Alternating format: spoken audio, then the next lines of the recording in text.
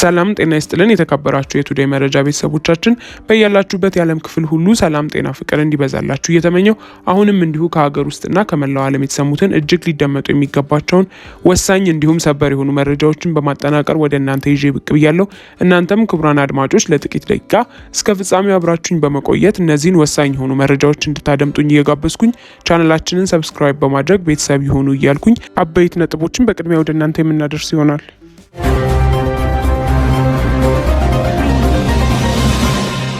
ሻዕቢያ የኢትዮጵያን ሰንደቅ ዓላማና መሪዎቹን ረግጦ ያሳየው ፎቶግራፍ መነጋገሪያ ሆኗል።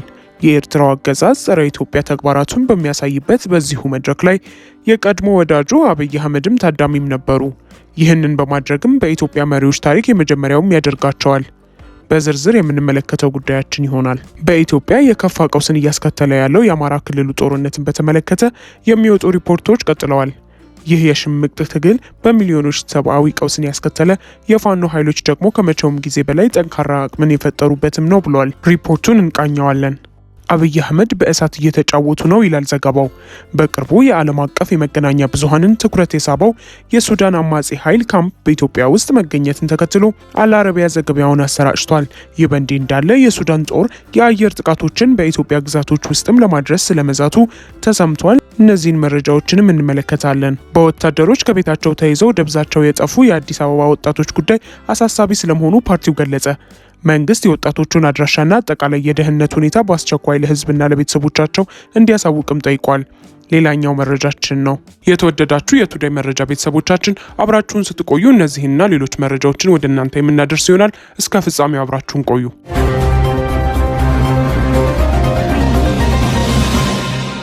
በኢትዮጵያ የከፋ ቀውስ እያስከተለ ያለው የአማራ ክልል ጦርነትን በተመለከተ የሚወጡ ሪፖርቶች ቀጥለዋል። ይህ የሽምቅ ትግል በሚሊዮኖች ሰብአዊ ቀውስን ያስከተለ፣ የፋኖ ኃይሎችን ደግሞ ከመቼውም ጊዜ በላይ ጠንካራ አቅምን እየፈጠሩበትም ነው ብሏል።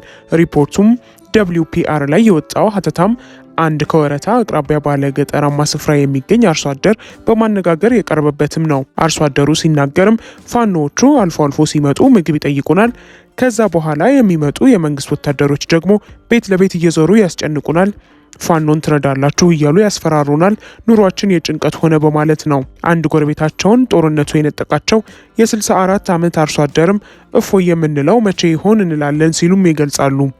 የአማራ ክልሉ ጦርነትም በዝግታ እያቃጠለ የቀጠለ የሽምቅ ትግል ስለሚያነሳው ሪፖርቱ በዚህ ጦርነት ሚሊዮኖች አስቸኳይ የሰብአዊ እርዳታ ጠባቂዎች የሆኑበት ሁኔታ እንዲባባስ ግድ ሆኗል በማለትም ያነሳል። የቁጥሮችን መገኛ በተመለከተ ማረጋገጫዎቹን ባይሰጥም ሪፖርቱ ከ4 ዓመታት በፊት በትግራይ ጦርነት ወቅት አካባቢም 15,000 እስከ 20,000 የሚሆኑ ራሳቸውን በፋኖ የሚያደራጁ ኃይሎች እንደነበሩም ያብራራል። የክልሉ ልዩ ኃይል የሚባሉ ደግሞ 30,000 አካባቢ ነበር የሚለው ይኸው ሪፖርት፣ በኋላ ግን ይህ ሁሉ እንደተበተነም ያስረዳል።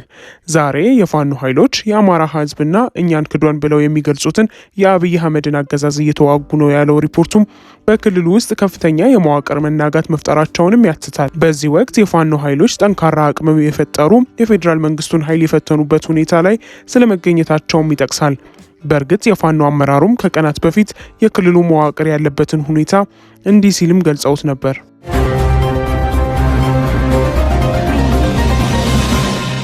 ሪፖርቱ ከሳምንታት በፊት የኢትዮጵያ መንግስት በትግራይ በኩል አድርጎ ወደ ወልዲያ ሲመጣ የነበረ 56,000 በላይ ተተኳሽን ለፋኖ ኃይሎች ከመድረሱ በፊት ያስኩት ማለቱን አስታውሶ በክልሉ የተፈጠረው ግጭት መነሻው ሌላ ቢሆንም ሌላ መልክ ሊሰጠው እንደሚሰራም ይጠቁማል።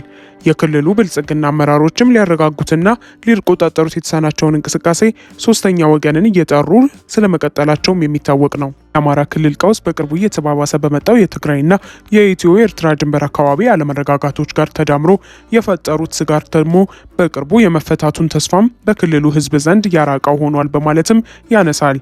በዚህ መካከል ዋነኛ ተጎጁም ይህ ሰፊ ሕዝብ ስለመሆኑም ነው የሚጠቅሰው።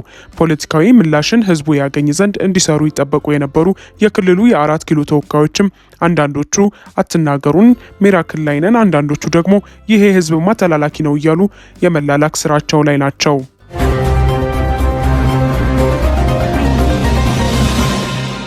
ሻዕቢያ የኢትዮጵያን ሰንደቅ ዓላማና መሪዎችን ረግጦ ያሳየው ፎቶግራፍ መነጋገሪያ ሆኗል። የኤርትራው አገዛዝ ጸረ ኢትዮጵያ ተግባራቱን በሚያሳይበት በዚሁ መድረክ ላይ የቀድሞ ወዳጁ አብይ አህመድም ታዳሚ ነበሩ። ይህንን በማድረግም በኢትዮጵያ መሪዎች ታሪክ የመጀመሪያው ናቸው። ከአብይ አህመድ ጋር በመሆን በኢትዮጵያ ውስጥ እስካሁን ድረስ ያልበረደን ጦርነት ያዋለደው ሻዕቢያ በየዓመቱ የካቲት የሚያደርገውን የምጽዋ በዓልን ዘንድሮም የኢትዮጵያን እሴትና መገለጫዎችን በሚያንቋሽሹ ተግባራት ጭምር ዘግቦታል። በዘንድሮ ዝግጅት ላይ ከቀረቡ መርሃ ግብሮች መካከል የፎቶና የስዕል አውደ ርዕይ አንዱ ሲሆን በዚሁ ስነ ስርዓት ላይ ደግሞ የኢትዮጵያ ሰንደቅ ዓላማ ሲረገጥና መሪዎችም እንዲሁ ሲደረጉ የሚታዩበት ስዕልም አቅርበዋል። በዕለቱ በርካታ የስዕል ስራዎች እንደቀረቡ የገለጸው የኤርትራ ማስታወቂያ ሚኒስቴር ግን ለዜና እንዲሆን ብሎ በድረ ገጹ ላይ ያሰራጨው ፎቶ ይህንን በምስሉ ላይ የሚታየውን የጸረ ኢትዮጵያዊነትን የገለጸበትም ነው። በቅርቡ ኢትዮጵያ የሚለውን ስም ኢትዮጵያ አይገባትም የሚል ፕሮፓጋንዳን ሲያሰራጭ የታየው የአስመራው አገዛዝ አሁን ደግሞ የኢትዮጵያ ሰንደቅ ዓላማን በአንድ በረባ ሰው ጫማ ባደረገ ሰው ተረግጦም አሳይቷል። በዚሁ ስዕል ላይም ኢትዮጵያን ሲወርና ሲገለጥል የወጋቸውን ኢትዮጵያ መሪዎችን ከረገጠው ሰንደቅ ዓላማ ስር ደርድሯቸውም ታይቷል።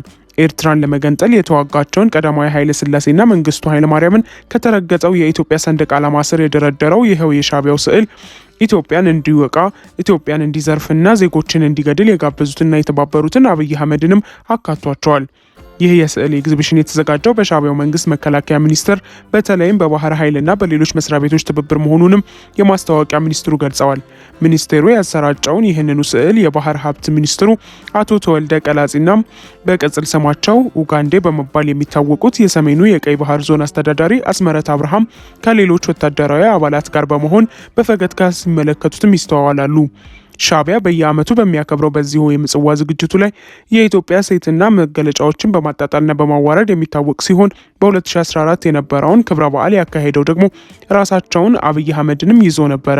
የአስመራውን አገዛዝ የልብ ወዳጃቸው አድርገው የነበሩት አብይ አህመድ በዚሁ ጸረ ኢትዮጵያ ዝግጅቶች ላይ በሚቀርቡበት የምጽዋ መድረክ ላይ በመገኘት መሳተፋቸውንና ከዛ ሲያልፍም በሰው ሀገር ሄደው የኢሳያስ አፈወርቅም የሹፌር ሆነው እንደዋሉም አቶ ገዱ አንዳርጋቸው መናገራቸው ይታወሳል። ጠቅላይ ሚኒስትሩ እንዲህ ባለ መልኩ የተሳተፉበት የምጽዋ መድረክ በየዓመቱ በአማርኛ ቋንቋ ጭምር በሚቀርቡ የመድረክ ዝግጅቶች ኢትዮጵያዊነትና እሴቶቹ ይዘለፋሉ።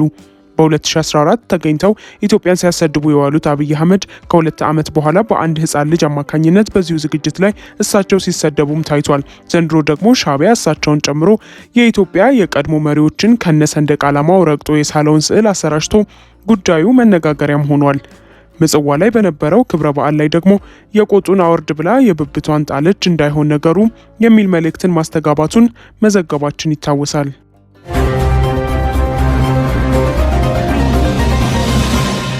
አብይ አህመድ በእሳት እየተጫወቱ ነው ይላል ዘገባው። በቅርቡ የዓለም አቀፍ የመገናኛ ብዙሃንን ትኩረት የሳበው የሱዳን አማጺ ኃይሉ ካምፕ በኢትዮጵያ ውስጥ መገኘትን ተከትሎ አልአረቢያ ዘገባውን አሰራጭቷል። ይህ በእንዲህ እንዳለ የሱዳን ጦር የአየር ጥቃቶችን በኢትዮጵያ ግዛቶች ውስጥም ለማድረስ ስለመዛቱም ተነግሯል። አብይ አህመድ የኤምሬቶችን ተልዕኮ ይዘው በጦርነቱ እያደረጉት ያለው ተሳትፎ ዓለም አቀፋዊ መነጋገሪያ አጀንዳ ሆኖ ነው የሰነበተው። ጀነራል ጌታቸው ጉዲና በበላይነት የሚመሩት የሱዳን 10,000 አማጺ ኃይል ስለሚሰለጥንበት ካምፕም ሮይተርስ በሳተላይት ምስሎች ያስደገፈውንና የደህንነት መረጃዎች ያጠናቀረበትን ሪፖርቱን ይዞ መጥቶ ነበረ። ይህንን ተከትሎ በጦር ወንጀለኝነት የተፈረጀው የጃንጃዊ ሚሊሻን መደገፍ ብሔራዊ ጥቅምን ለማስከበር አድርገው አለቃቸው አብይን ለመከላከል ከሞከሩ የተወሰኑ የቤተ መንግስት ሰዎቹ በስተቀር የአማጺ ኃይሉ ካምፕ ለዛውም በህዳሴው ግድብ አቅራቢያ ቤንሻንጉል ጉሙዝ ክልል ውስጥ መገንባቱ አደጋንም ጦርነትንም ኢትዮጵያ ላይ የሚያመጣ ነው በሚል በርካቶች በስጋትነት ሲገልጹትም ሰንብተዋል። መሰረቱን ሳውዲ አረቢያ ያደረገው አልአረቢያ ደግሞ አብይ አህመድ ይህንን ካምፕ መፍቀዳቸው በእሳት እንደመጫወት ነው የሚል የባለሙያ ትንታኔን አስቀምጠዋል። ዘገባው የሱዳኑ ጦርነት የውክልና ጦርነት መሆኑን በማንሳት በዚህ ውስጥ እጅን ማስገባት ከሱዳን ጦር ጋር ብቻ ሳይሆን ከሌሎችም ውግንናቸውን ከለዩ ተሳታፊዎች ጋር እንደ መጋጨት ነው ይላል።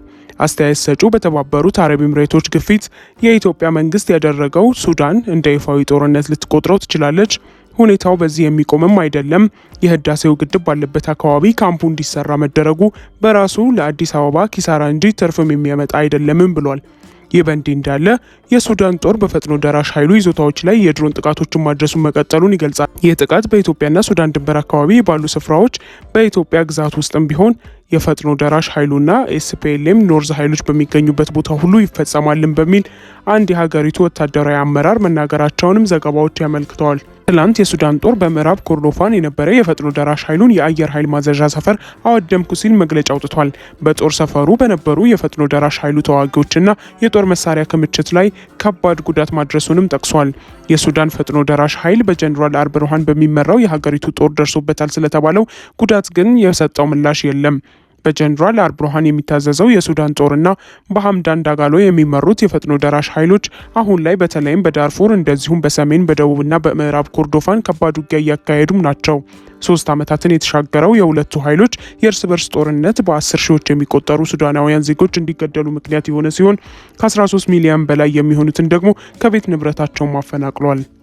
ውድ ቤተሰቦቻችን ለዛሬ ያዝንላችሁን እዚህ ላይ ቋጨን። ላይክ፣ ሼር፣ ሰብስክራይብ፣ ኮሜንት በማድረግ ለቻናላችን ድጋፋችሁን መስጠት እንዳትዘነጉ። ከሌሎች መረጃዎች ጋር በድጋሚ የምንመለስ ይሆናል።